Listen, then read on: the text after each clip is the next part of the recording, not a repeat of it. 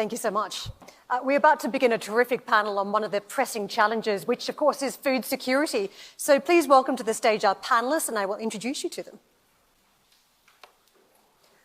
First up, we've got Isabelle Toledano-Koutsouris, who's the CFO of Ŷnsect. Also joining us, Alvaro Lario, who is the President of IFAD, and Jenny Davis-Peccoud, who is the Global Practice Head of Sustainability at Bain. And also joining us, I'm pleased to say, His Excellency Mohamed Shorafa Hammadi, who is the Chairman of Abu Dhabi Department of Economic Development. Thank you very much for joining us. Thank you. Well, first up, let's start broad. I want to talk about the challenge that we face today. His Excellency, if I can switch to you first, what is your message around the urgency of food security here at the World Economic Forum as we begin 2023? Well, I think COVID was a wake-up call.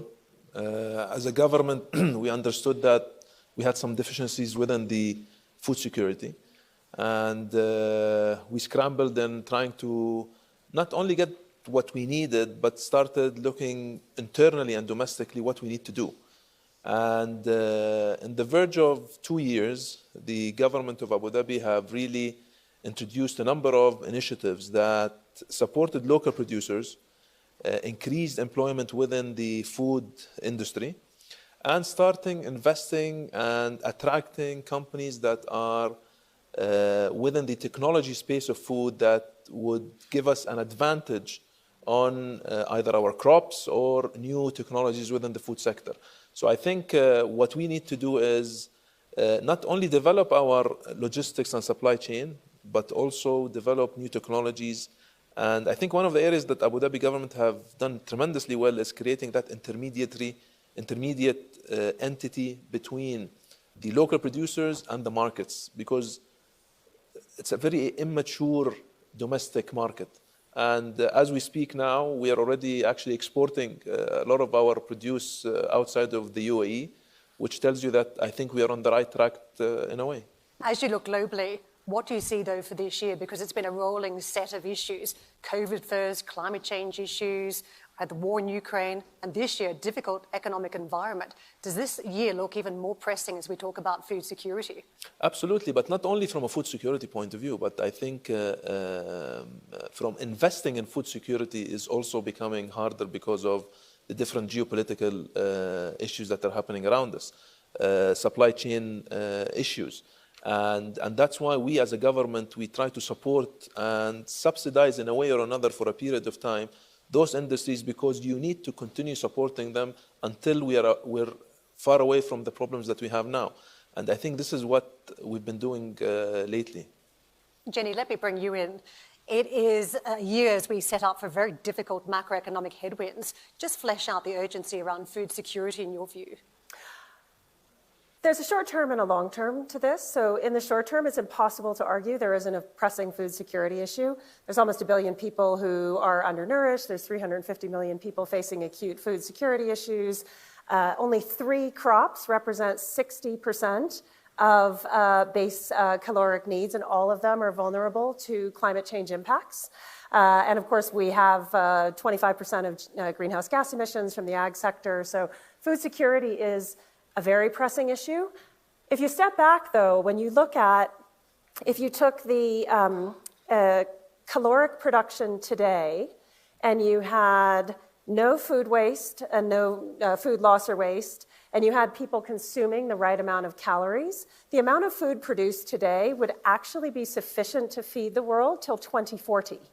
And so there are a range of different things we need to explore, increasing agricultural production, but also tackling food loss and waste, tackling overconsumption, and also tackling distribution of food and trade around that as well. So very pressing in short term, longer term, systemic changes, which actually might be able to bring a number of solutions to bear. Alvaro, let me turn to you and ask you to characterize the urgency that you see in food security. Well, we are currently not in a good trajectory. Let me start. Over the last decades, food insecurity had been coming down. Over the last 3-4 years, as we have seen 150 million more people going food insecure and hungry. And in that sense, I think the urgency is massive. But we have to also think not only about the short term, because actually we continue just investing in humanitarian assistance. we will just be going from one crisis to the other. And in this sense, it's important to also think not only in handouts, but in investing in food security. For this, you need the medium to long-term development, and this has been, the investments there have been really coming down for, I would say, the last 3-4 decades. We have been really calling the attention of the entire world since our inception, which actually was in another food crisis in the 70s. We are solely focused on food security, on climate adaptation, rural smallholders where the poverty is. And we are grateful that this crisis, one of the few positive things is actually that there's more and more attention to food security. But once more, if we don't invest now, you would expect the same in 2-3 years. So this is our call. And one of the issues we can discuss later is not only for the public sector, but also in the private sector, what we need to do to attract them. Isabelle, let me give you the chance to explain how you see the food security issue as we enter 2023. Thank you. I echo a lot of things that were said, and at Ÿnsect, we think we're part of the solution to address the problem. So agree we have short-term issues, short-term pressure, but then basically if you look, we're going to need to produce 70% more food with 5% of arable lands. And I truly believe that technology can play a part. In the same way that we found new ways to produce energy in a different way, we can produce protein in a different way. And so Ÿnsect is the world leader of insect protein, and we have a solution that helps with fertilizer, and it's chemical-free, but as well as feeding animals. So in a first step, you would reduce basically the climate impact of feeding animals today so that people can eat in a more preserving planet type of way. And then eventually feeding people also with insect is part of the solution. Because you mentioned reducing the calorie intake. Agree with that. We all know that we need to become more conscious of eating more vegan product and less meat protein, but you also know, and nutritionists will tell you, that as part of your diet, all of us to be healthy need to also have an intake of animal protein. And of all animal, insects are actually the ones that are more climate friendly.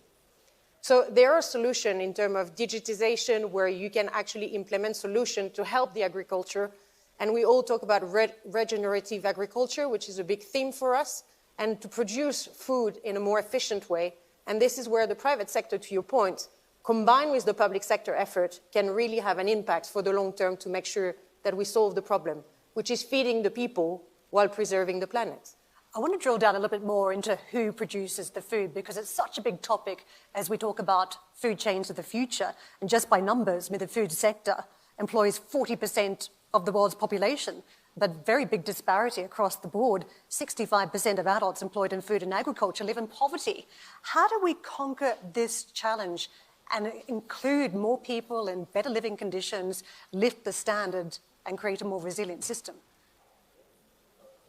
So unfortunately, what we're seeing, as you mentioned, is that many of the rural smallholders are actually going into poverty, going hungry, the same people who actually produce the food. So 70% of the food is being produced by rural smallholders, and many of them, unfortunately, are in poverty.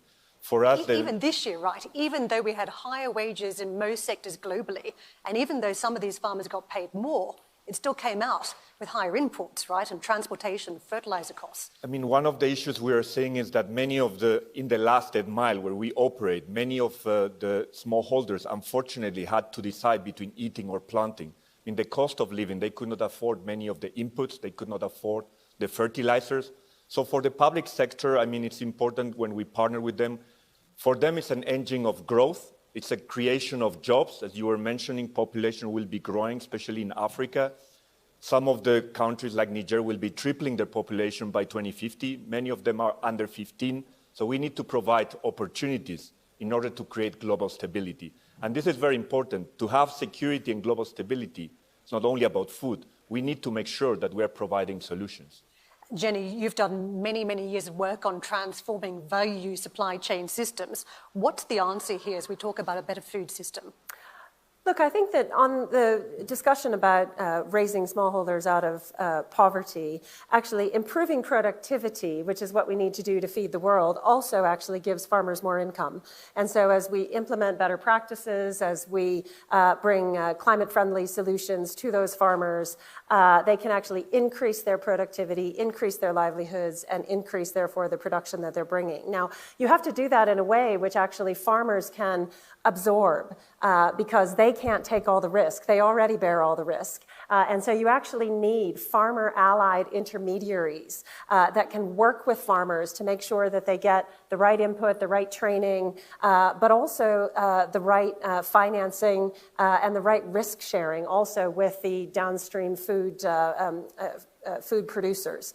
And so actually you need a focus on farmers, better practices, helping them, looking out for their best interest as you're bringing them into the global food system. You also need the downstream food producers to be thinking about how they can ensure they're not just going for the lowest cost input, but actually a cost and quality which goes with sustainable, healthy, as well as farmer positive. So it has to be a systems transformation. His Excellency, if we can talk about how you shield farmers in your region, because it does feel as though there are more shocks coming with climate change. Well, 0.5% of the UAE has arable land, but that is decreasing annually. So some of those farmers are very much on the front line facing future shocks. How do you protect them?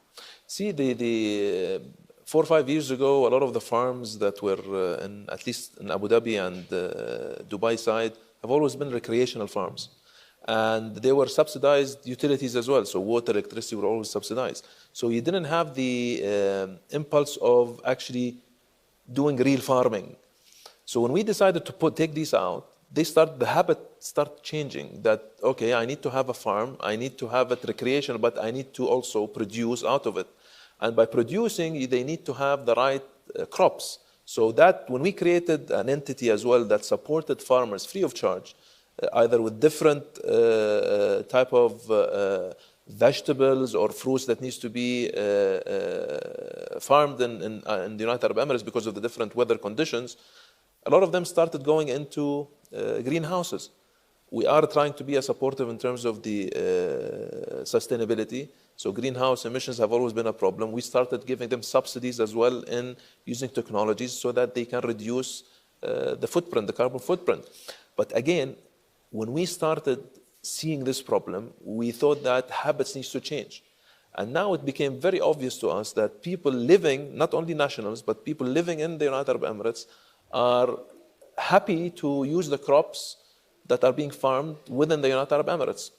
Again, it's all about habit and culture change. And we started doing that through nudging and through changing some of the department stores' level of visibility of local producers. There are small things that can be done, but you still need to subsidize. You still need to support. I'll give you another example. Major contracts in the United Arab Emirates, either from a catering or food contracts, we introduced something called the local content. So if you have a local content produce with a different certification that it's higher in terms of the grade, you're actually having an opportunity to take that contract rather than taking products from outside, imported products. So again, it's all about nudging. You cannot just make a major change, especially within the farming sector in Abu Dhabi. Isabelle, you're a former banker, so let me just toss the issue of subsidies towards you. You've got a company that's developing new technology. You could do with more scale. Is it right that subsidies go to reinventing old industries when, in fact, the money could be redeployed to new technologies like yours? I think we need cooperation between public and private sector to get the right level of scaling, as you say, Karen, that we need. So we've been fortunate that in France, President Macron, and with the Next 40 that we've been part of for 3 years, we've been getting visibility, help, and funding as well. But more can be done at a European level and globally to help do that. So I think the two are not mutually exclusive, but clearly more needs to be done now to accelerate. In the private space, we've seen a flurry of impact fund being set up, which means that ultimately investors want to put their money to work in the right place. people need to accelerate that and have maybe a more long-term view than, you know, the typical financial short-term profit. Because as we've heard throughout the days here, there are a lot of unknown that are not factored in when you look at your short-term profit. So what's the value that you attach to destroying a piece of land long-term? And that's not counted. So I think for me, it's very important that the government and the lobbying carries on so that we can accelerate technology that will help in the next 10 years, and that the private sector continues its efforts and draw the capital where it needs to go. Part of this conversation is how we think completely differently to how we've thought in the past, and climate change means large parts of the world we can simply just not grow crops there that we used to grow before. And as we talk about new technologies, I mean, you touched on some of this before, lab-grown meat, alternative proteins, vertical farming, feels like we've just scratched the surface. How dominant do you think these new technologies are going to be over the coming decades, replacing traditional industries? I think you need to do more with less. So clearly, again, not think it's mutually exclusive. I don't think we're in a scheme where it's a winner takes it all, but I think slowly but surely it will become more and more necessary. And we see it, like a lot of the food companies are really keen to understand what they can do and how they can grow. You need to produce more protein with less water. So how do you do it more efficiently? I think the food industry is going through what a lot of other industry have gone through. And to your point, in terms of gain of productivity, that's clearly going to help in the same way that it helped with other industry. So I think it will keep on increasing for sure. We're at the beginning. There's more vertical farms, you know, doing vegetables, and greenhouse doing vegetables, and you have new ways of producing protein. All of it is, all these solutions go together in order to address the massive issue that's at stake. Alvaro, you're in a unique position where you see how capital is deployed. What do you think the role of new technologies is in solving food security? Well, technology clearly is a very important part of the solution, but I would say it's not the only solution. Productivity is just one part, production is just one part. Food systems is about how food is produced, but also how it's distributed, how it's stored. So I think it's very important that we don't only talk about smallholders in terms of production, neither on subsistence farming. Taxation and subsidies are in the 500, 600 billion type of amounts every year. That's part of the, I would say, challenge in food systems, where they would be redeployed to something that could support more, many of the not only on-farm, but also off-farm type of investments.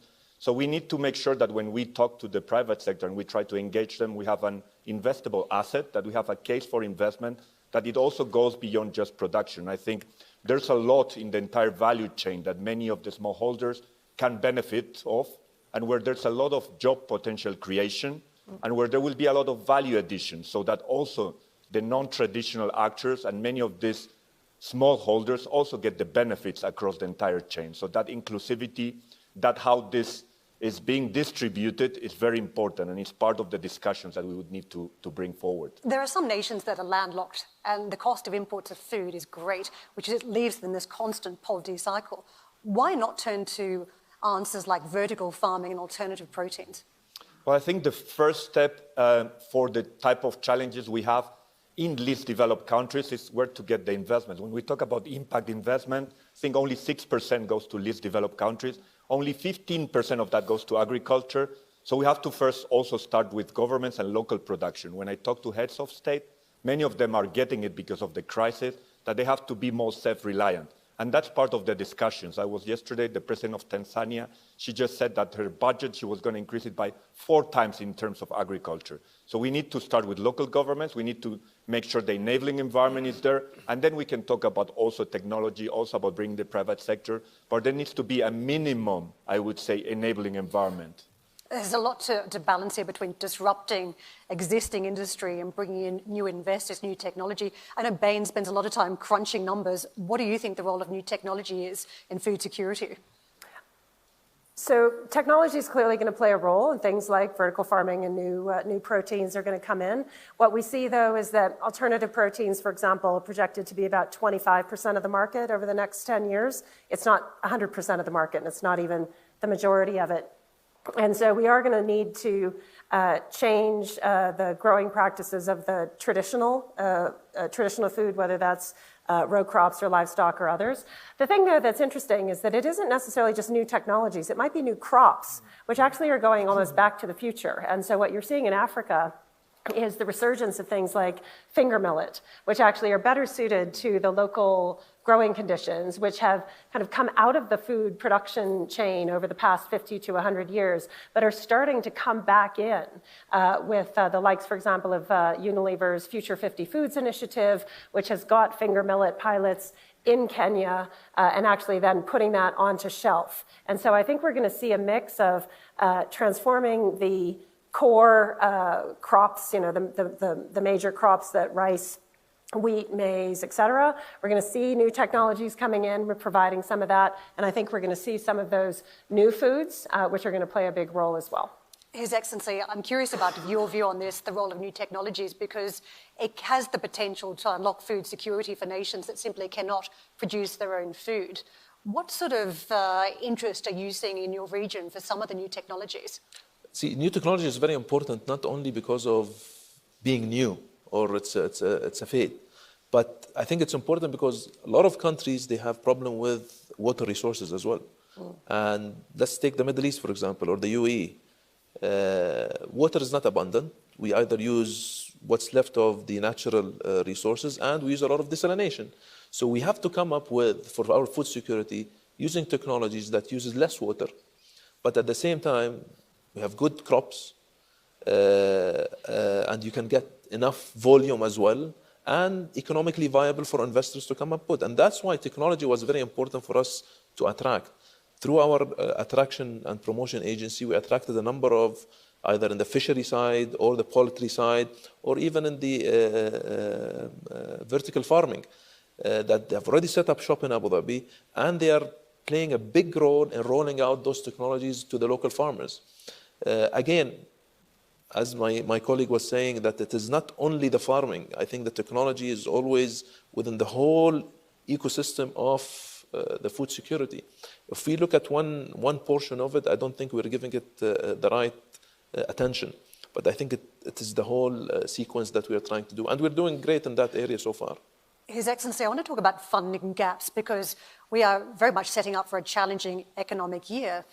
If you think about where we've come from, if you mention sustainability, new technologies, acceleration of digital, there was a ton of private and public money for these projects, and particularly where they're having social impact. It feels as though purpose is still huge for a lot of corporations, but if you change the credit conditions, then funding gaps can emerge. Where do you think those funding gaps could appear in 2023, 2024? See, if you don't let the private sector lead, you will never get that result that you want.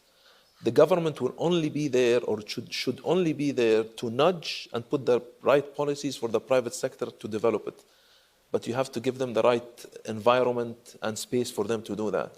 Getting new technologies, getting the right funding. We created a funding scheme for the farmers. We created investment schemes for the farmers as well. But unless you have the right, and we've taken a lot of credit as a government on government ratings, that we supported them because I think this was an important investment from the government to support the food security. Again, it has to be driven by the private sector.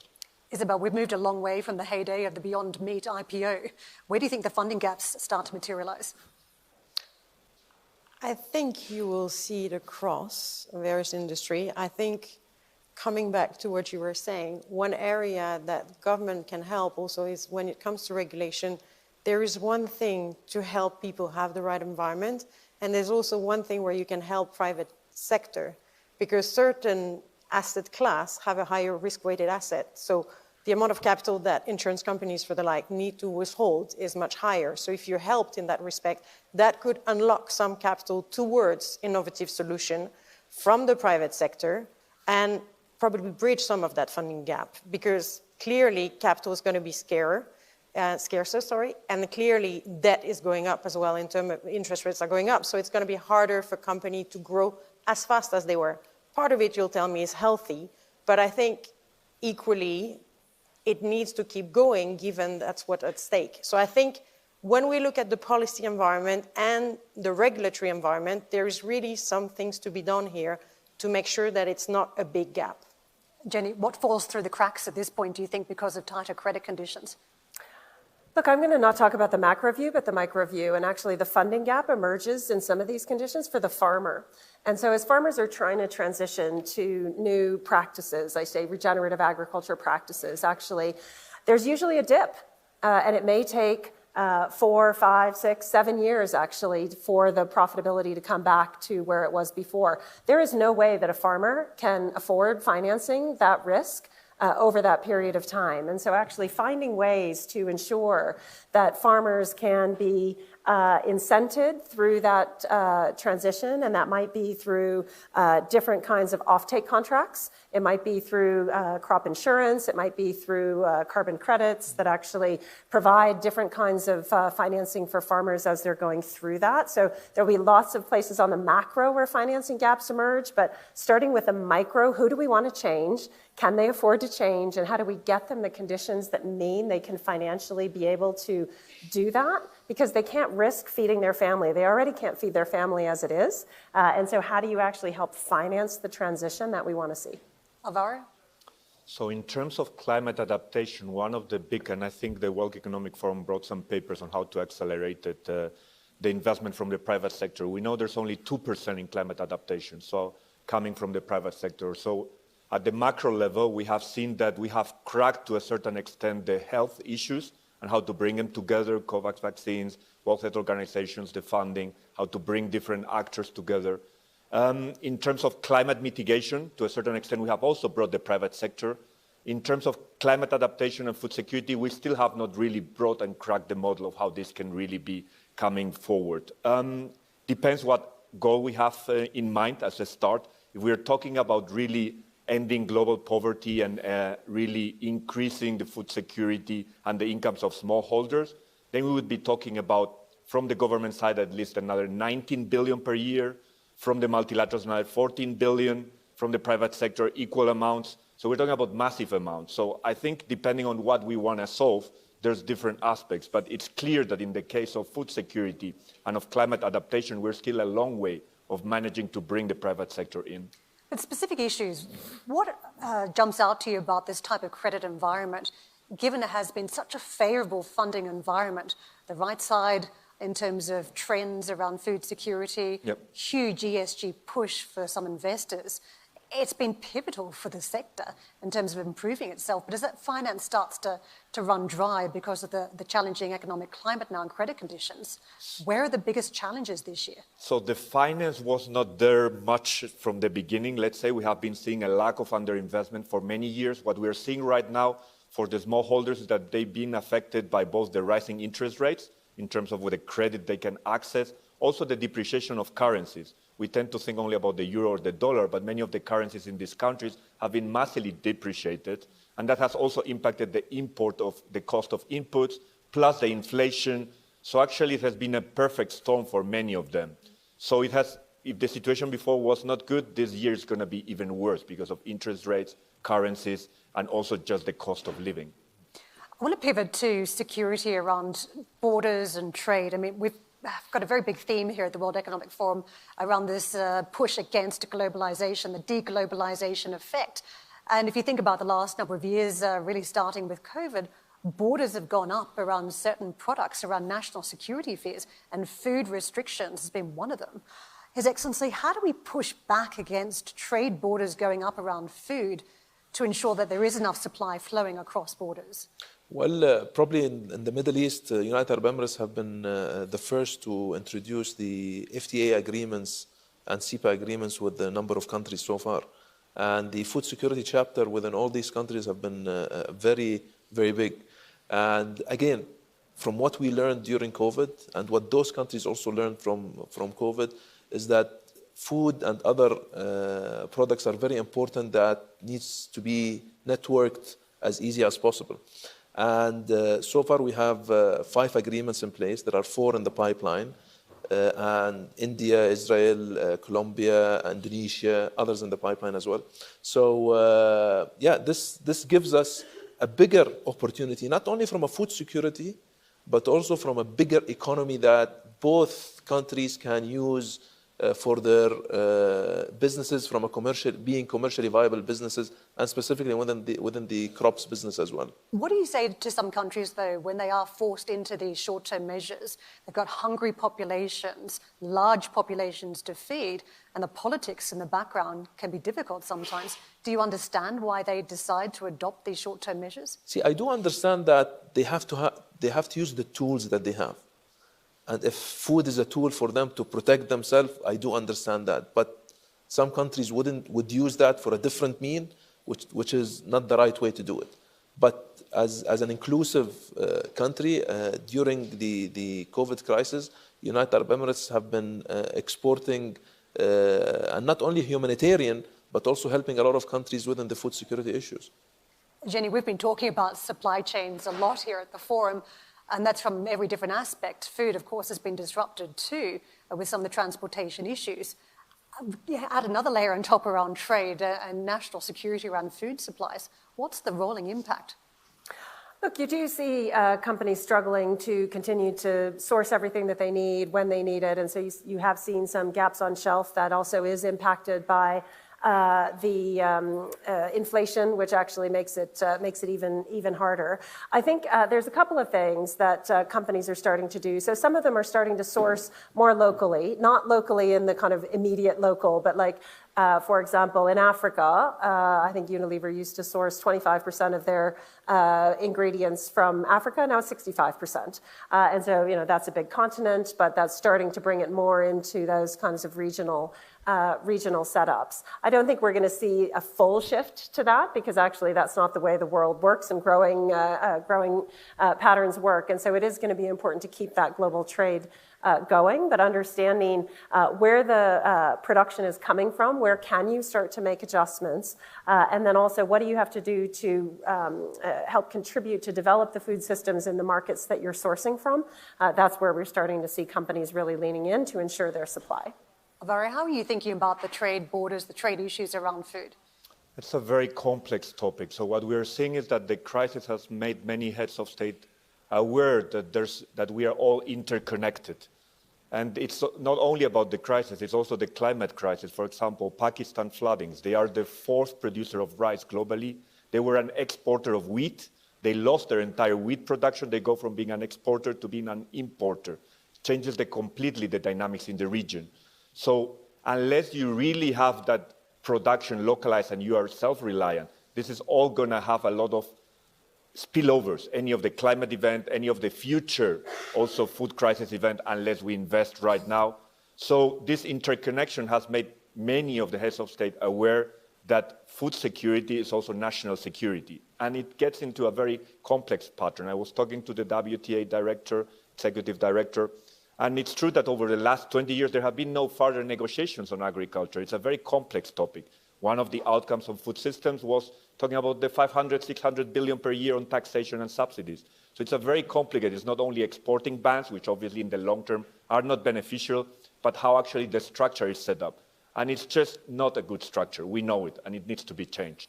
Isabelle, the French have long been conscious of food security, right down to pushing back against consolidation of supermarket groups. If you think about your new area of technology, what you're doing, do you think that this could eventually end up in an area where there are trade issues, or where it's offered to European nations first? Are there trade issues that are cropping up in your view?